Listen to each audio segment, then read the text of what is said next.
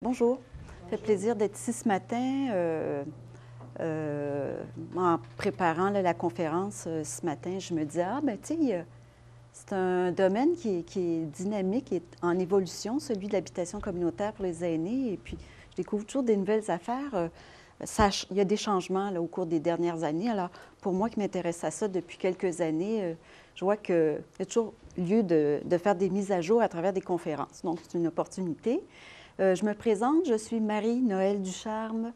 Je peux me qualifier de chercheur autonome là, en ce moment. J'ai été longtemps en milieu universitaire, économie sociale, santé, bien-être, action communautaire, à travers des contrats plus ou moins longs. J'ai été pendant 6 ou 7 ans responsable ensuite du réseau québécois des OSBL d'habitation. Les OSBL d'habitation dont je vais vous parler un petit peu plus spécifiquement. Et là, depuis quelques années, je suis retournée en milieu universitaire. Mais grosso modo, depuis douzaine d'années, je m'intéresse surtout au domaine de l'habitation communautaire. Là, ce matin, on parle des aînés, alors c'est ce dont je vais vous parler. En un petit plan, là, grosso modo, planter le décor. Parce que ce que j'aimerais faire, c'est de situer l'univers de l'habitation communautaire pour les aînés dans le secteur plus large des ressources résidentielles pour aînés qui comprennent l'hébergement d'un côté et le logement social de l'autre. Mais en avançant aussi comme thèse, c'est ce qu'on vérifie à travers nos observations et nos recherches, que oui, hébergement d'un côté, logement social de l'autre, il y a des distinctions, mais que depuis quelques années, il y a une tendance à l'hybridation entre ces formules et notions-là. Alors, c'est ce que je vais essayer d'illustrer un peu. Alors, je campe le décor au départ. Après ça, quelques données là, sur le secteur lui-même. On peut passer à l'autre, oui. Ensuite, quelques jalons historiques, le contexte justement de développement là, des habitations communautaires à travers quelques programmes, les tendances, et puis la parole, là, quelques questions et des échanges avec vous. Voilà. Alors, peut-être avant de commencer, justement, comme je ne vous connais pas, est-ce que logement social, hébergement pour les aînés, milieu de vie substitut, résidence pour aînés, est-ce que c'est des notions avec lesquelles vous êtes familier? Par exemple, la différence entre, pour vous, là, hébergement, logement social. Ça, au plan conceptuel, on pourrait définir l'hébergement, l'univers de l'hébergement pour les aînés, pour tout le monde d'ailleurs, sur l'idée du besoin de soins et de traitement. On accède à l'hébergement parce qu'on a besoin, on est en perte d'autonomie, on a des problèmes psychosociaux. C'est le besoin de soins et de traitement, c'est la santé qui est la porte d'entrée.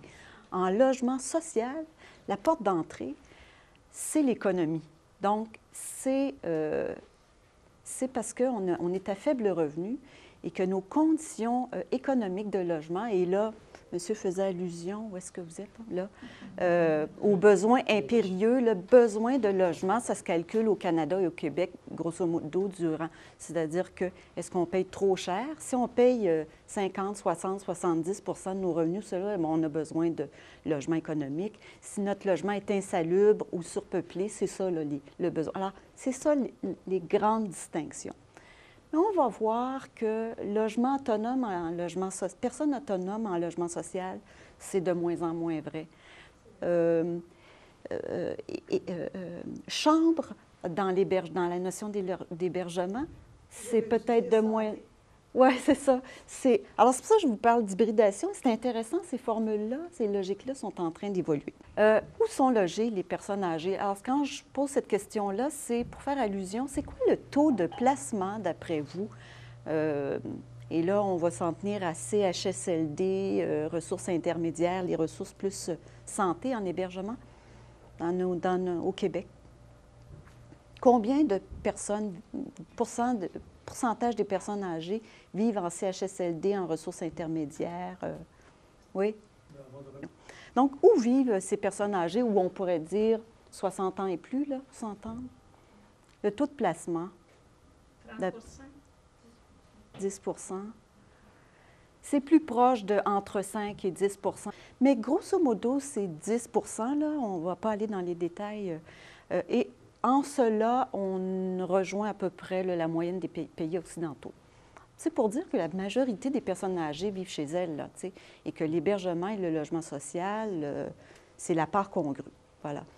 La suivante. Bon, formule d'hébergement et le logement. Puis ma question suivante, c'est comment distinction le logement? Bon, j'y reviendrai. Peut-être la diapositive suivante va présenter les principales formules d'hébergement et de logement social en chiffres. C'est des catégories grossières. Donc, d'une part, l'hébergement pour aînés, on peut inclure 30 000 places en CHSLD, centre d'hébergement et de soins de longue durée. Je dirais que c'est, entre guillemets, c'est péjoratif, mais c'est le bout de la ligne. C'est-à-dire que c'est les personnes qui présentent les plus fortes pertes d'autonomie qui se retrouvent en CHSLD, 30 000 pièces. Ressources intermédiaires, plus ou moins 5 000. On pourrait ajouter aussi quelques unités en famille d'accueil, mais c'est rare pour les personnes âgées. Après ça, tout l'univers des résidences privées, là, 30 places, les grandes tours, les petites tours, mais c'est un secteur en croissance, qui a connu une croissance forte, là, qui est plus stable, mais quand même. Et du côté logement social,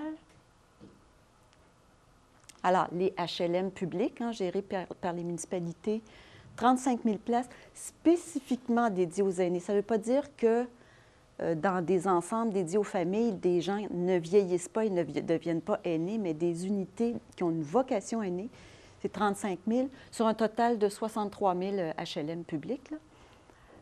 Les OSBL d'habitation pour aînés, un total de plus ou moins 35 000 places pour l'ensemble du parc des OSBL d'habitation pour aînés. À peu près 20 000 unités, c'est en croissance, ça n'arrête pas, là, avec Axologie, ça en ajoute, mais nos derniers chiffres, ça ressemble à ça.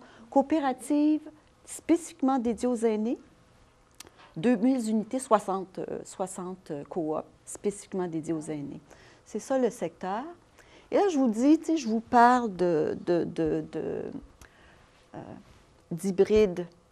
On peut estimer, c'est une estimation grossière, que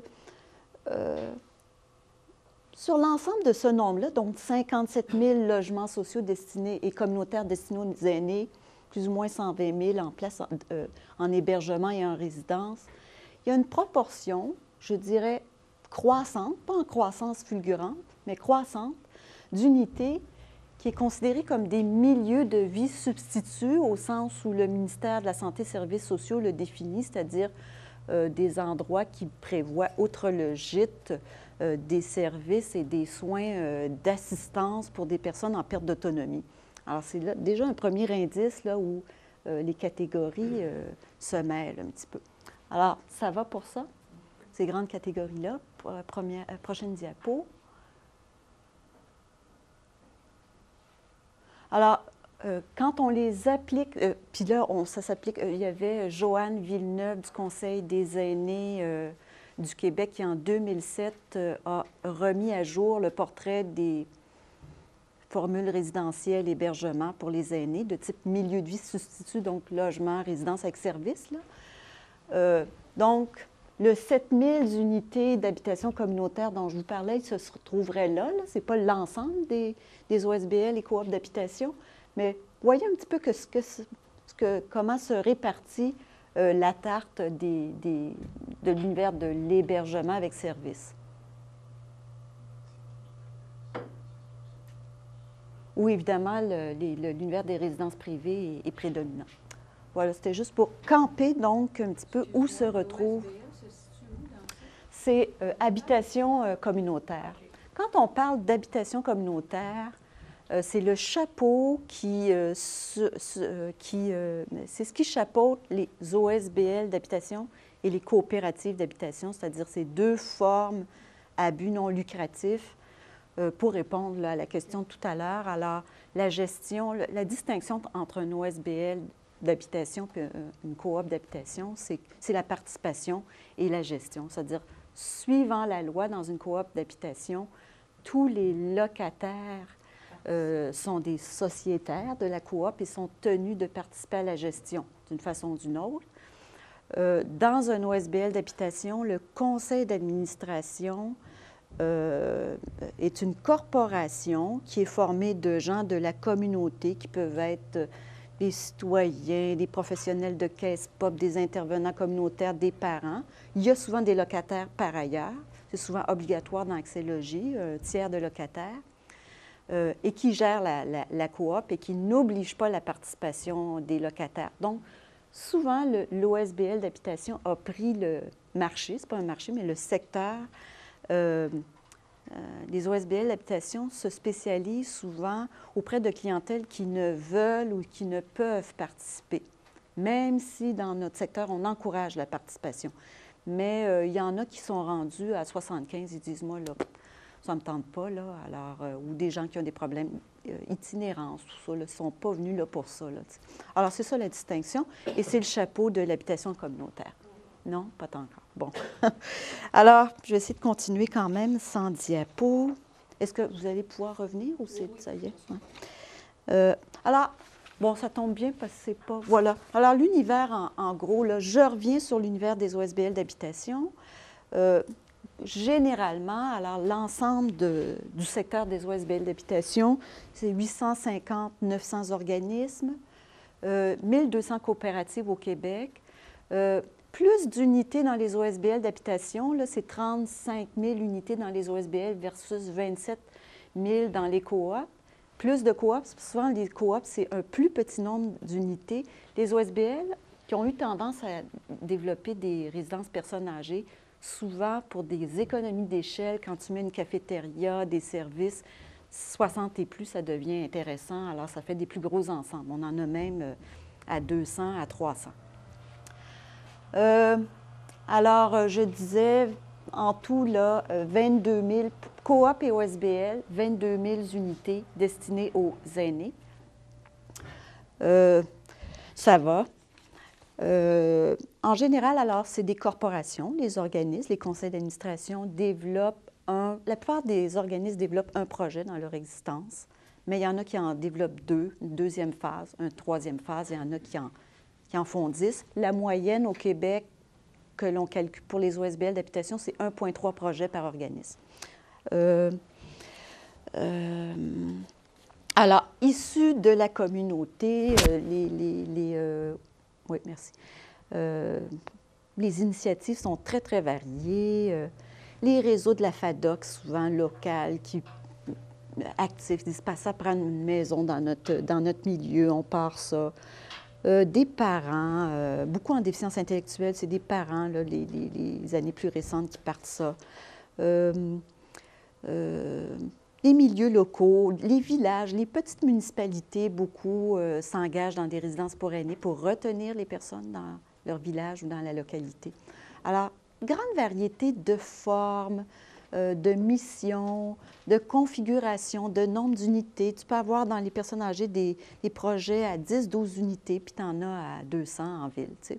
Alors, il y a une grande variété, puis comme c'est les organismes qui définissent leur mission, il y a un peu de tout. Et des fois, la tendance plus récente, c'est pas que personnes âgées, pas que personnes handicapées. Les gens, surtout en ville, peuvent développer des projets mixtes. Famille, personnes seules, personnes âgées avec service, avec de l'intergénérationnel là-dedans. Je pourrais peut-être arriver à vous donner quelques exemples, ça serait le temps. Ah oui, là, je parlais de... Seulement dans le secteur des aînés, on peut évaluer là, 3 000 administrateurs bénévoles, 2 000 employés. Ça a été la surprise. Dans les coops, l'autre distinction, c'est comme la participation. Puis il y a moins de services, plus de participation à la gestion. Il n'y a pas beaucoup d'employés. Hein. Dans le secteur des coops, il y a peut-être 300 employés dans le secteur des coops. Dans les OSBL d'habitation aînés là, seulement, 2 000 et plus. Ce sont des concierges, des coordonnateurs, des intervenants, des cuisiniers, des préposés aux soins, parce qu'il y en a qui s'organisent des soins sur place. Alors, voilà un gisement d'emploi très peu payé et organisé, parce que c'est un secteur récent en définition. Alors, quelques exemples peut-être, parce qu'une image, des images valent 1000 mots.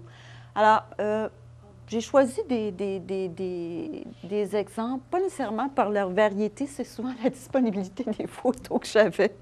Mais bon, mais ils sont intéressants et j'ai eu la chance d'aller visiter celui-là. Alors, dans Saint-Damien, ça c'est dans le comté de Bellechasse, bon, hein, vous avez l'air de...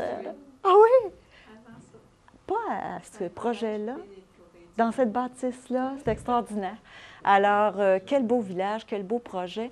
Dans ce cas-là, bon, Oasis Saint-Damien, une soixantaine d'unités, ils ont utilisé 3 programmes dans leur histoire, eux autres.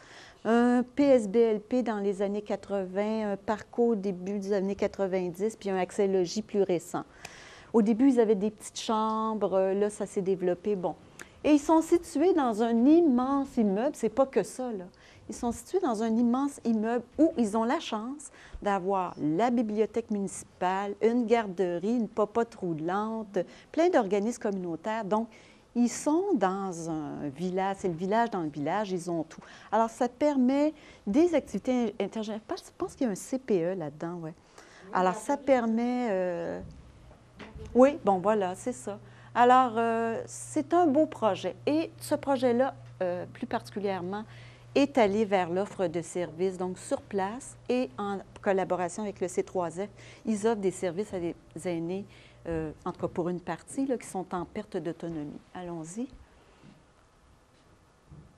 Un autre exemple, Saint-Cyprien, Bas-Saint-Laurent, la bâtisse. Alors, c'est un projet accès logis, 30-40 unités de mémoire. Eux aussi ont décidé d'aller vers les services, donc salle à manger, entretien ménager. Ils ne sont pas allés dans le service à domicile plus lourd, là, du type soins et services personnels, là, ou soins infirmiers. Ça, c'est le CLSC qui vient. Mais aide domestique, alimentation, alors service de base. Et un des objectifs, parce qu'Accès Logis, l'objectif, c'est pas juste loger des aînés à faible revenu, et, le cas échéant, offrir des services minimaux plus étendus. C'est souvent aussi utilisé dans les villages pour retenir la population là et briser l'isolement des personnes qui vivent des fois à l'aise chez eux, mais suite à un veuvage, tu sais, dans un rang, le temps est long, là, quand une femme vit seule dans sa grande maison. Alors, souvent, c'est souvent le premier objectif. Alors, c'est dire que Accès Logis, là, puis les OSB Habitation, couvre un spectre d'objectifs plus large et c'est souvent présenté comme des formules préventives à l'hébergement. Parce qu'on sait bien que quand il y a de la socialisation, du soutien à domicile, ça retarde l'hébergement. Un autre. Vous allez... écoutez, je me suis trompée de diapo, c'est dommage parce que dans le quartier... Je pensais que moi, André Laurando, quand je l'ai faite en fin de semaine, c'était dans Villemort. Mais là, André Laurando, j'ai dit, ah non, c'est ici dans le quartier. À voir si je vous aurais mis les OSBL du quartier, parce qu'il y en a beaucoup des OSBL pour aînés dans le quartier, qu'on pense aux 2 volets, aux nouvelles avenues sur Beaubien. Je ne sais pas s'il y en a des gens qui viennent du quartier. Oui, bon. Quand vous sortirez de l'autre côté de la rue, il y a un édifice à 8 étages. C'est un OSBL d'habitation, mais famille, personnes handicapées, on ne peut pas le manquer. Ça s'appelle Loggia. Mais bon, voilà un autre exemple. Achim, milieu urbain, sud-ouest de Montréal. Issu d'un centre communautaire pour aînés, les gens connaissent probablement les centres communautaires pour aînés. Il y a un réseau de 60 organismes au Québec qui offrent peu de services, si ce n'est du soutien communautaire, donc léger, animation, beaucoup basée sur l'empowerment, l'autonomie active. Donc, pas de cafétéria nécessairement, pas de soins à domicile, pas de ça, mais un milieu de vie très actif. Alors, c'est un modèle. C'est encore 2 projets, un volet Accès Logis puis un projet. Ils ont eu 2 phases, un projet PSBLP, Programme sans but lucratif privé, qui était le programme de la SHQ dans les années 80-90. Autre diapo. Pavillon de l'Harmonie à Terrebonne, voilà, un autre beau modèle architectural. Quand on dit, tu sais, souvent on a l'idée des HLM, là, comme de formules en béton, un petit peu... vraiment, Accès Logis, ça dépasse ça, là. Surtout les programmes pour aînés, c'est des belles... Au plan architectural, il y a en tout cas, vous parlez de modestie. Moi, je pense qu'on peut être fier du programme. Il y a des normes architecturales élevées, malgré tout, et il y a des formules architecturales souvent intéressantes. Alors voilà, services minimaux, bon. Un autre exemple à Longueuil. Soit on peut être fier du programme. Il y a des normes architecturales élevées, malgré tout, et il y a des formules architecturales souvent intéressantes. Alors voilà, services minimaux, bon. Un autre exemple à Longueuil, 65 unités, alors plus en hauteur. Là, les services sont assurés, beaucoup de partenariats là, pour l'offre de services qui peuvent être variés. Alors souvent, c'est le centre de loisirs qui est situé à côté, qui offre des services d'animation 2-3 fois semaine, entente de partenariat avec une entreprise d'aide en soutien en aide domestique, les ESSAD, entente de service avec le CLSC, le C3S pour du soutien à domicile. Alors voilà un autre exemple.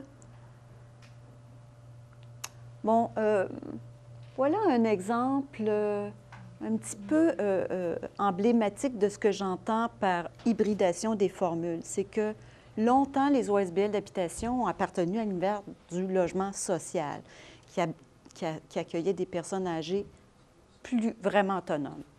Et là, graduellement, on s'est en allé pour répondre aux besoins du vieillissement, de la perte d'autonomie. Et il faut le dire, à la pénurie, à la mauvaise offre de soutien à domicile, manque d'accessibilité au soutien aux services à domicile des CLSC, il y a certains OSBL qui se sont mis à en offrir. Au cours des dernières années, suite au plan d'action, notamment, soutenu par le plan d'action pour les aînés, certains projets se sont développés qui offrent des services non pas aux personnes âgées en légère perte d'autonomie, mais en plus lourde perte d'autonomie.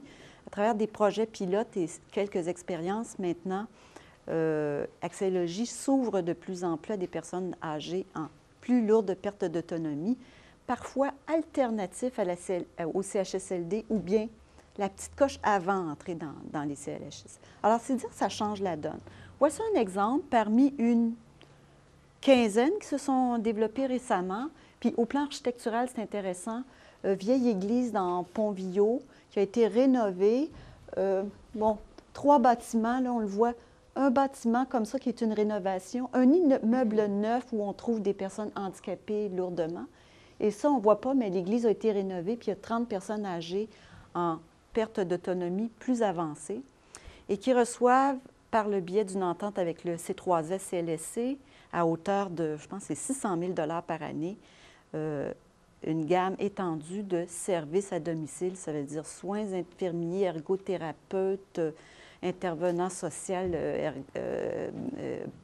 travailleur social, et une entente aussi avec l'entreprise sociale en aide domestique, donc ménage, animation, c'est une ressource d'hébergement, mais qui marie en même temps, qui répond à toutes les conditions du logement social, c'est-à-dire personnes âgées à faible revenu, qui ont besoin de se loger, puis qui vivent de... Alors, voilà des formules hybrides qui sont en développement. Autre diapo. Alors, des locataires. Ceux-là, je pense, c'est des personnes âgées qui viennent de Saint-Damien. La première diapo, vous avez travaillé, si ma mémoire est bonne. Autre diapo. Ah ben oui, il m'en manque une. Il m'en manque une. J'avais fait en travaillant ce matin, j'ai dû me... À moins qu'on soit passé tout droit. Bon, ce que je voulais tout simplement, c'est que je m'étais fait un beau triangle. Là. Vous n'avez pas vu de triangle passer? Pente. Regardez là, la preuve, là, je l'ai, mon triangle. Alors, ce que je voulais tout simplement montrer à travers ce triangle-là, c'est que c'est démontré, on a fait une étude là, il y a quelques années sur le portrait là, des OSBL d'habitation. On a sorti des données sur les OSBL d'habitation pour aînés, qui est le gros, la majorité des OSBL d'habitation au Québec. Et on voulait connaître l'offre de services actuelle, telle que ça se présentait. Ça date des années 2700. Et ce qu'on a découvert, en gros, pour schématiser, c'est que sur 450 organismes OSBL d'habitation, il y a 3 tranches. Là. une tranche 150 organismes qui offrent peu ou pas de services, donc personnes âgées autonomes. Ça correspond souvent aux premiers OSBL d'habitation développés dans les années 80 par la SCHL. C'est bon.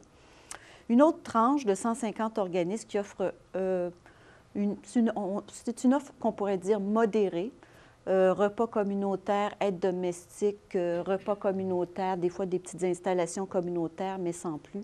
Et un autre 150 qui offre des services plus importants, donc pour des personnes en perte d'autonomie, donc qui vont dans le soutien à domicile. C'était tout simplement ça que je voulais dire. Les phases là, de développement, si on revient au jalon historique, c'est juste pour dire qu'effectivement, c'est un secteur, les OSBL d'habitation, contrairement, tu sais, quand on demande aux gens, logement social, qu'est-ce que c'est? Bien, les HLM, les coops, les OSBL, les gens ne connaissent pas ça, même si, en termes d'unité, ça surpasse au Québec le nombre de coops.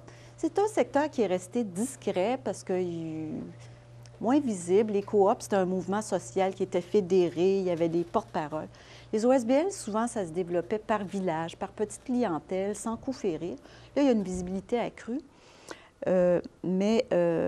Autant pour les coops que pour les OSBL, développement au Québec depuis les 50 dernières années à travers une demi-douzaine de programmes importants là, qui ont été structurants et dont le dernier en date, Accès Logis, est probablement le plus long de l'histoire du développement de l'habitation communautaire au Québec, mis en place en 1997. Il roule toujours.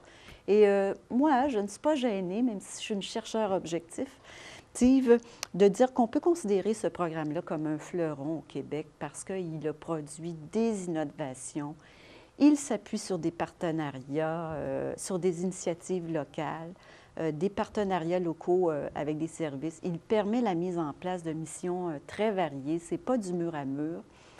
Il crée des emplois.